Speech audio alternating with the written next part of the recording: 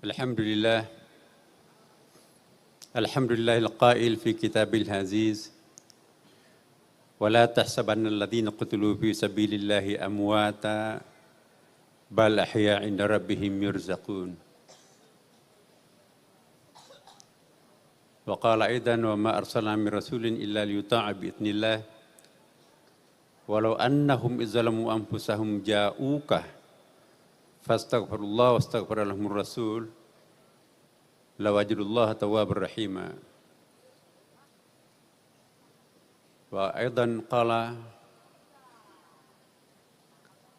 kama arsalna fikum rasulan minkum yatlu alaykum ayatina wa yuzakkikum wa yu'allimukumul kitaba wal hikmah wa yu'allimukum ma lam takunu ta'lamun. Asyhadu an la ilaha illallah wa asyhadu anna Muhammadan abduhu wa rasuluh sahibul burhan. Allahumma salli wa sallim ala sayyidina wa habibina wa syafi'ina wa maulana wa atba'ina Muhammadin sallallahu alaihi wasallam, yang sama-sama kita muliakan, kita hormati, kita doakan sehat dan panjang umur Ibunda Hajah Siti Nuriyah Abdurrahman Wahid beserta seluruh zuriatnya yang hadir pada kesempatan ini maupun yang satu ada di Australia dalam rangka penyelesaian terakhir untuk PhD-nya. Yang saya hormati para menteri pada masanya dan juga pada saat ini hadir beberapa orang, wakil menteri, tokoh masyarakat,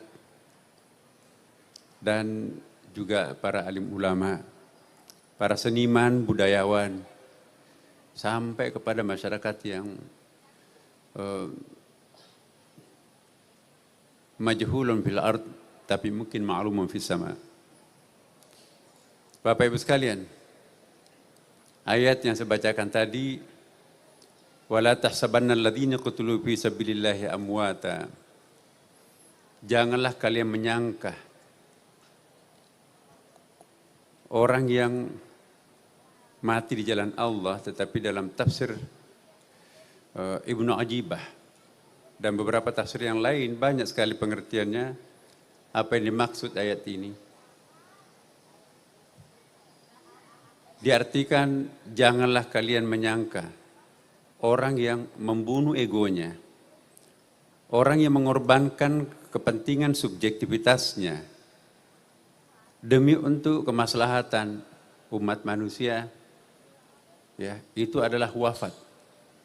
Bal ahya 'inda rabbihim yurzaqun, tetapi sesungguhnya beliau itu tetap hidup, bahkan di mata Allah selalu mendapatkan rezeki. Ayat ini mengisyaratkan bahwa di alam barzah pasca kematian itu pun juga orang membutuhkan rezeki. Dalam kitab Ihya Ulumuddin juga disebutkan bahwa kehidupan di alam barzah sama dengan kita di sini juga, Bapak Ibu sekalian, membutuhkan pertolongan dari orang lain. Orang-orang yang tidak pernah mendapatkan doa dari orang hidupnya. Menurut Imam Al-Ghazali, di lukisan dalam tentu ada riwayatnya, walaupun riwayatnya itu kita melihat memang hadis-hadis ahad yang banyak ya di Ihya Ulumuddin. Tetapi saya juga sedikit ingin singgung karena Ihya Ulumuddin ini adalah hobi bacaan wajibnya Gus Dur. Ya.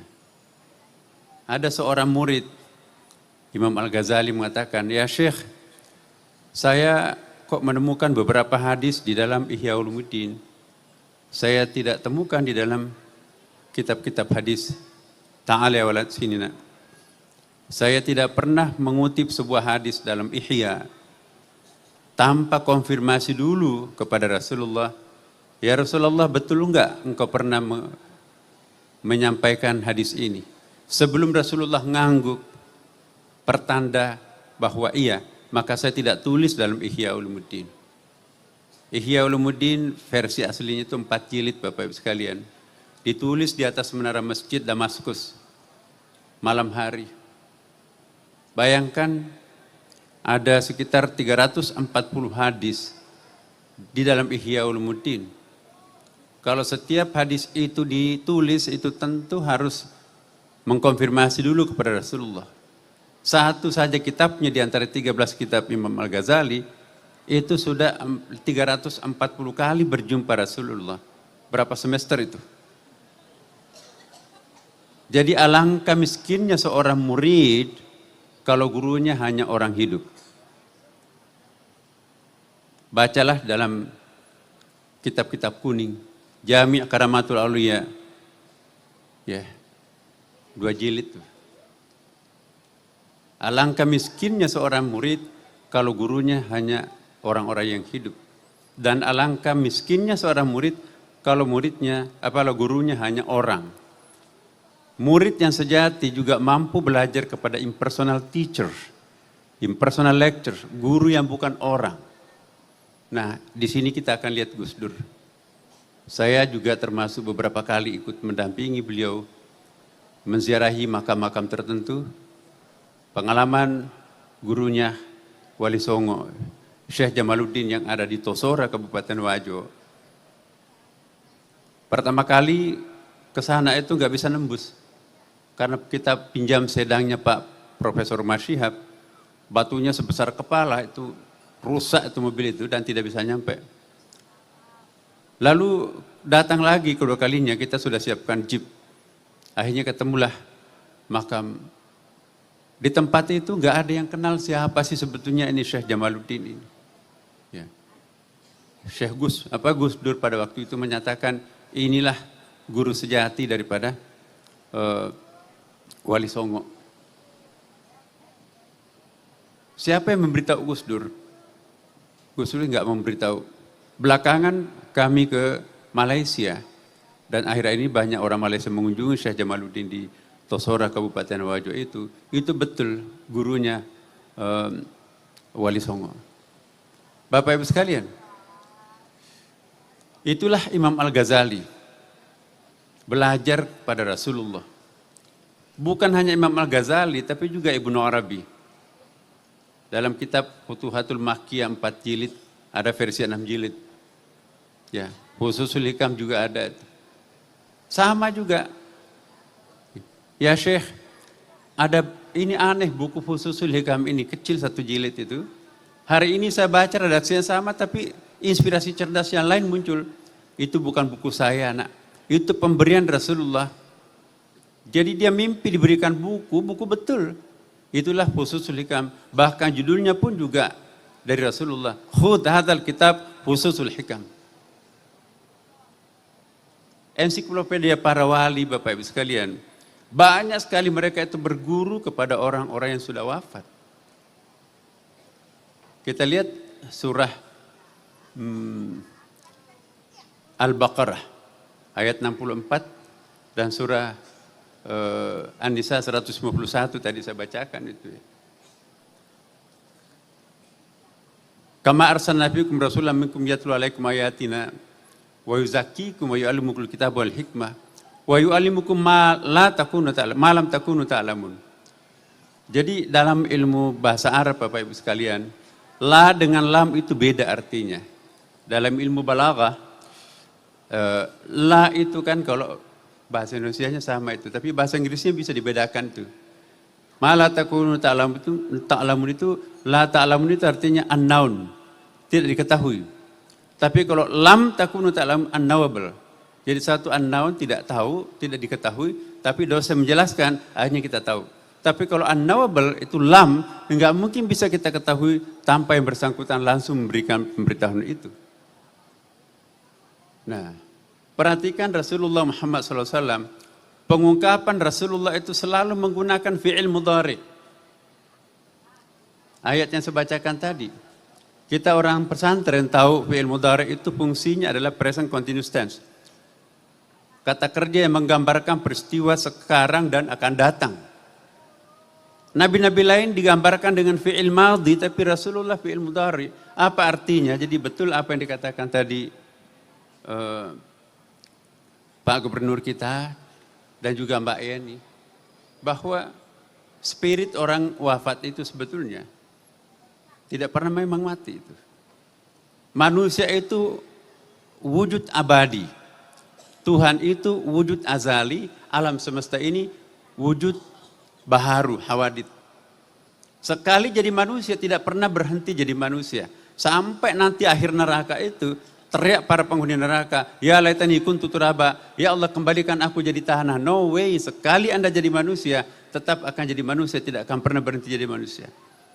Jadi kalau ada orang mengatakan mati dalam arti total, itu sesungguhnya tidak seperti itu kata Al-Quran. Dia cuma pindah ke terminal yang berikutnya kok. Gus Dur sekarang ini sedang menikmati parcel yang dikirimkan oleh orang hidupnya. Iya. Doa yang kita panjatkan, kita doakan kepada orang mati, itu bertajasud. Kita baca dalam kitab-kitab kuning, ada babut tajassubil amal, ada juga kitabut tajassumil amal, tajassudil amal ya. Jadi doa kita itu menjelma menjadi parcel yang menghibur orang yang sudah wafat, Bapak Ibu sekalian. Hebat ya. Banyak sekali kirimannya dari dunia. Oh iya. Orang-orang yang tidak pernah mendapatkan kiriman hidup, tidak pernah dihaulkan seperti ini, itulah yang menderita ngantri Bapak Ibu sekalian pada hari Jumat. Kata Imam Al-Ghazali. Kenapa hari Jumat? Khutbah kedua ada yang wajib dibaca oleh para khatib. Allahumma ghfiril muslimina wal muslimat wal mu'minina wal mu'minat al-ahya minkum wal amwat innaka sami'un qaribun mujibud da'wat rabbil alamin. Begitu kata-kata wal amwat maupun yang sudah wafat ya. Jadi artinya ampunilah muslim laki-laki dan perempuan, mukmin laki-laki dan perempuan, baik yang masih hidup maupun yang sudah wafat. Begitu yang sudah wafat disebutkan bagaikan anak ayam yang ditaburi dengan benih. Ya, rebutan mereka itu. Ada mantan menteri, ada mantan gubernur, rebutan mereka itu. Ya. Kenapa? Karena doanya khatib di khutbah kedua itu yang ditunggu-tunggu oleh mereka-mereka yang tidak pernah ada yang mendoakan. Tapi banyak orang santai di situ duduk. Bapak Ibu kenapa nggak ikut rebutan? Saya nggak perlu rebutan. Anak saya di pondok pesantren, ya setiap habis salat waktu dikirimkan saya surah Al-Fatihah. Saya juga banyak anak tapi nggak ada satupun yang mendoakan. Harta warisan saya diambil, dipoya-poyakan.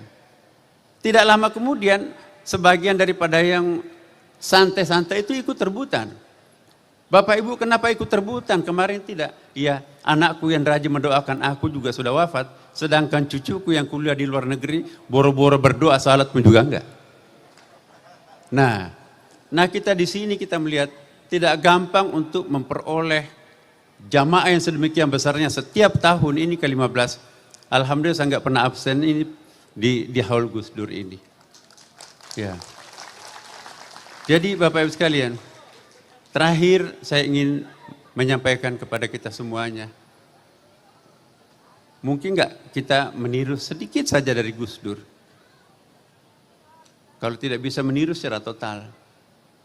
Ini tantangan kita semuanya. Gus Dur itu seperti yang dikatakan tadi Romo Magnis, dia sudah mantap dengan dirinya sendiri. Yang sekarang ini banyak adalah orang yang belum selesai pada dirinya sendiri.